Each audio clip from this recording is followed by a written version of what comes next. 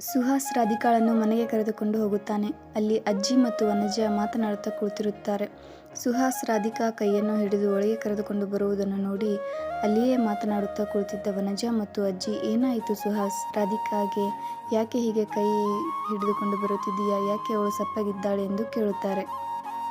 ಆಗ ಸುಹಾಸ್, ಏನೂ ಇಲ್ಲ ಅಜ್ಜಿ, ಅವಳು ತೋಟದಲ್ಲಿ ಒಂದು ಹಾವನ್ನು ನೋಡಿದಳು, ಅದಕ್ಕೆ ಸ್ವಲ್ಪ ಭಯಪಟ್ಟಿದ್ದಾಳೆ ಅಷ್ಟೇ, ನೀವು ಗಾಬರಿಯಾಗಬೇಡಿ ಅಜ್ಜಿ ಅಂತ ಹೇಳುತ್ತಾನೆ.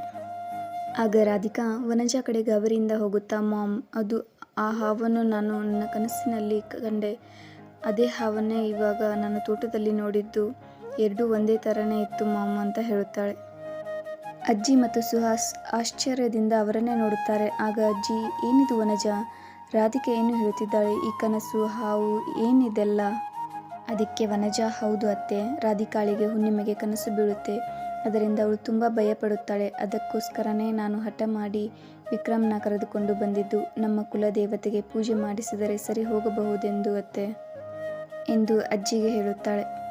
ಅಜ್ಜಿ, ಸರಿ ಹಾಗೆ ಮಾಡೋಣ, ಆದರೆ ಎಂದು ತಡವರಿಸುತ್ತಾರೆ. ವನಜಾ, ಆದರೆ ಏನು ಅತ್ತೆ ಎಂದು ಕೇಳುತ್ತಾಳೆ. ಅದು ನಮ್ಮ ಕುಲದೇವತೆಯ ವಿಗ್ರಹ ಕಾಣೆಯಾಗಿದೆ, ಈಗ ಆ ದೇವಸ್ಥಾನ ಮುಚ್ಚಿದೆ, ಎಲ್ಲ ಕಡೆ ಹುಡುಕಿದರೂ ವಿಗ್ರಹ ಇನ್ನೂ ಸಿಕ್ಕಿಲ್ಲ, ಈಗಲೂ ಅದನ್ನು ಹುಡುಕುತ್ತಿದ್ದಾರೆ ಎಂದು ಹೇಳುತ್ತಾಳೆ.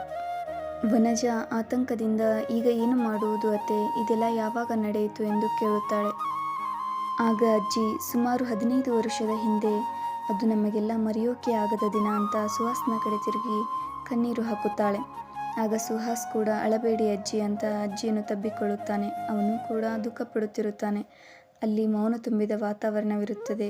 ಆಗ ವನಜಾ, ಅತ್ತೆ, ಕನಕ ನೆನಪಾದಳ, ಆದರೆ ಅವತ್ತು ನಾವೆಲ್ಲರೂ ಇಲ್ಲೇ ಇದ್ದೀವಿ ಅಲ್ವಾ, ನಾವು ಅಮೆರಿಕಾಗೆ ಹೋಗುವಾಗಲೂ ಅಷ್ಟೇ ದೇವಸ್ಥಾನಕ್ಕೆ ನಮಸ್ಕಾರ ಮಾಡಿಯೇ ಹೋಗಿದ್ದು, ಆಗ ದೇವಿ ವಿಗ್ರಹ ಎಲ್ಲ ದೇವಸ್ಥಾನದಲ್ಲಿಯೇ ಇತ್ತಲ್ವಾ ಅಂತ ಅಲ್ಲಿಯೇ ಬರುತ್ತಿರೋ ವಿಕ್ರಮ್ನ ಕಡೆ ನೋಡುತ್ತಾ ಹೇಳುತ್ತಾಳೆ.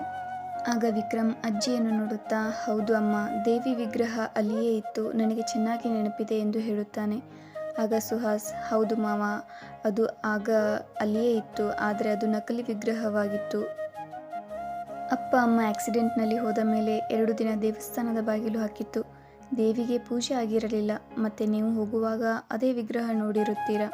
ನೀವು ಹೋದ ಮರುದಿನ ದೇವಸ್ಥಾನದ ಪೂಜೆ ಮಾಡೋ ಪುರೋಹಿತರಿಗೆ ದೇವಿ ವಿಗ್ರಹದ ಮೇಲೆ ಸಂಶಯ ಬಂದು ಊರಿನ ಮುಖ್ಯಸ್ಥರಾದ ಅಜ್ಜನಿಗೆ ಬಂದು ಹೇಳಿದಾಗ ಅದನ್ನು ಪರಿಶೀಲಿಸಿದರು, ಅದು ನಕಲಿ ವಿಗ್ರಹ ಎಂದು ಆಗ ನಮ್ಮೆಲ್ಲರಿಗೂ ತಿಳಿಯಿತು. ದೇವಿ ಮೂರ್ತಿ ಚಿಕ್ಕದಾದ ಬಂಗಾರದ ಮೂರ್ತಿಯಾಗಿದ್ದು, ಬಹುಶಃ ಅದನ್ನು ಯಾರೋ ಕಳ್ಳರು ಅಪಹರಿಸಿದ್ದಾರೆ ಎಂದು ಊರಿನ ಜನ ಎಲ್ಲ ಮಾತನಾಡುತ್ತಿದ್ದರು. ಎಲ್ಲ ಕಡೆ ಹುಡುಕಿದರೂ ಎಲ್ಲೂ ಸಿಗಲಿಲ್ಲ, ಈಗಲೂ ಹುಡುಕುತ್ತಿದ್ದಾರೆ, ಆದರೆ ಎಲ್ಲಿಯೂ ಸಿಗುತ್ತಿಲ್ಲ, ಅದರ ಸುಳಿವೂ ಸಿಗುತ್ತಿಲ್ಲ ಎಂದು ಸುಹಾಸ್ ಹೇಳುತ್ತಾನೆ. ಆಗ ವಿಕ್ರಮ್, ಇಷ್ಟೆಲ್ಲ ಆದರೂ ನಮಗೆ ಒಂದು ಮಾತು ಹೇಳಲಿಲ್ಲವಲ್ಲಮ್ಮ ಎಂದು ಕೇಳುತ್ತಾನೆ. ಆಗ ಅಲ್ಲಿಯೇ ಕೂತಿದ್ದ ಅಜ್ಜ, ನೀನು ಕೆಲಸದಲ್ಲಿ ಇರುತ್ತೀಯ, ನಿನ್ನ ಕೆಲಸವೇ ನಿನಗೆ ಜಾಸ್ತಿ ಇರುತ್ತೆ, ಸುಮ್ಮನೆ ನಿನಗೆ ಹೇಳಿ ಯಾಕೆ ತೊಂದರೆ ಮಾಡುವುದು ಎಂದು ನಾವೇ ಬೇಡ ಅಂತ ಸುಮ್ಮನೆ ಇದ್ದೀವಿ ಎಂದು ಅಜ್ಜ ವಿಕ್ರಮ್ಗೆ ಹೇಳುತ್ತಾನೆ. ಆಗ ಅಲ್ಲಿಯೇ ಇದ್ದ ರಾಧಿಕಾ, ಸರಿ ಇವಾಗ ಮತ್ತೆ ಹುಡುಕಿ ನೋಡೋಣ ಎಂದು ಹೇಳುತ್ತಾಳೆ. ಆಗ ಅಜ್ಜಿ, ಆಯ್ತಾಯ್ತು, ಮೊದಲು ಗುರುಗಳ ಹತ್ತಿರ ಹೋಗಿ ನಿನ್ನ ಕನಸಿನ ಬಗ್ಗೆ ಕೇಳೋಣ, ಆಮೇಲೆ ಇದೆಲ್ಲ ನೋಡೋಣ. ಅಯ್ಯೋ ಅಜ್ಜಿ, ನನಗೆ ಕನಸು ಬಿದ್ದರೆ ಗುರುಗಳ ಹತ್ತಿರ ಯಾಕೆ, ಈ ಊರಲ್ಲೆಲ್ಲ ಕನಸು ಬಿದ್ದರೆ ಗುರುಗಳ ಕಡೆನೇ ಹೋಗೋದಾ ಅಂತ ಹಾಸ್ಯ ಮಾಡಿ ನಗುತ್ತಾಳೆ. ಅವಳ ಮಾತಿಗೆ ಎಲ್ಲರೂ ನಗುತ್ತಾರೆ. ಆಗ ವನಜಾ, ಬರೀ ಇದೇ ಆಯಿತು ನಿಂದು, ನಾಳೆ ಬೇಗ ಏಳು, ಎಲ್ಲರೂ ಸೇರಿ ಗುರುಗಳ ಕಡೆ ಹೋಗೋಣ ಎಂದು ಹೇಳಿ ಅಲ್ಲಿಂದ ಎದ್ದು ಹೋಗುತ್ತಾಳೆ. ಮರುದಿನ ಎಲ್ಲರೂ ಗುರುಗಳ ಕಡೆಗೆ ಹೋಗುತ್ತಾರೆ. ಅಲ್ಲಿ ಎಲ್ಲರೂ ಗುರುಗಳ ಕಾಲಿಗೆ ನಮಸ್ಕಾರ ಮಾಡಿ ಅಲ್ಲಿಯೇ ಕುಳಿತುಕೊಳ್ಳುತ್ತಾರೆ. ಆಗ ಅಜ್ಜಿ, ಗುರುಗಳೇ, ಇವಳು ನನ್ನ ಮೊಮ್ಮಗಳು ಎಂದು ರಾಧಿಕಾಳ ಕಡೆ ನೋಡುತ್ತಾ, ಇವಳಿಗೆ ಹುಣ್ಣಿಮೆಗೆ ಕನಸು ಬೀಳುತ್ತಂತೆ, ಇದರಿಂದ ಇವಳು ತುಂಬ ಭಯಪಡುತ್ತಾಳೆ, ಇವರು ಅಮೆರಿಕದಲ್ಲಿ ಇರುತ್ತಾರೆ, ದೇವಿಗೆ ಪೂಜೆ ಮಾಡಿಸಲು ಬಂದಿದ್ದರು, ಆದರೆ ಇಲ್ಲಿಯ ಪರಿಸ್ಥಿತಿ ನಿಮಗೆ ಗೊತ್ತು, ಅದಕ್ಕೆ ಬೇರೆ ಏನಾದರೂ ಪರಿಹಾರ ಸಿಗಬಹುದಾ ತಿಳಿಸಿ ಎನ್ನುತ್ತಾ ರಾಧಿಕಾಳ ಜಾತಕವನ್ನು ಗುರುಗಳ ಕಡೆಗೆ ಕೊಡುತ್ತಾಳೆ.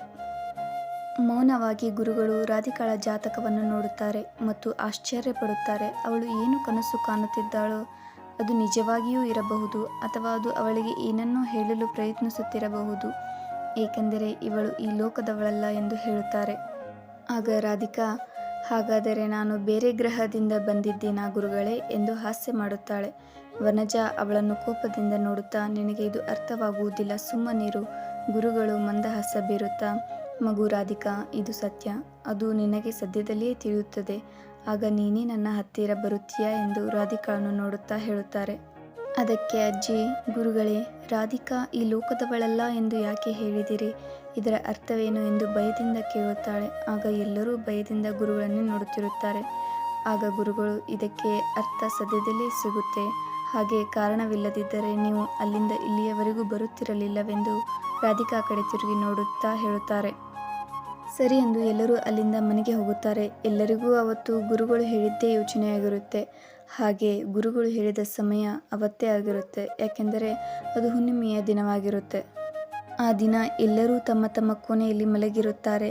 ರಾಧಿಕಾ ಕೂಡ ತನ್ನ ಕೋಣೆಯಲ್ಲಿ ಮಲಗಿರುತ್ತಾಳೆ. ಎಲ್ಲರೂ ನಿದ್ದೆಗೆ ಜಾರಿದ ಮೇಲೆ ರಾಧಿಕಾ ಕೊನೆಗೆ ಹಾವು ಬರುತ್ತೆ. ಬುಸುಗುಡುವ ಸದ್ದಿಗೆ ರಾಧಿಕಾ ಕಣ್ಣು ಬಿಡುತ್ತಾಳೆ.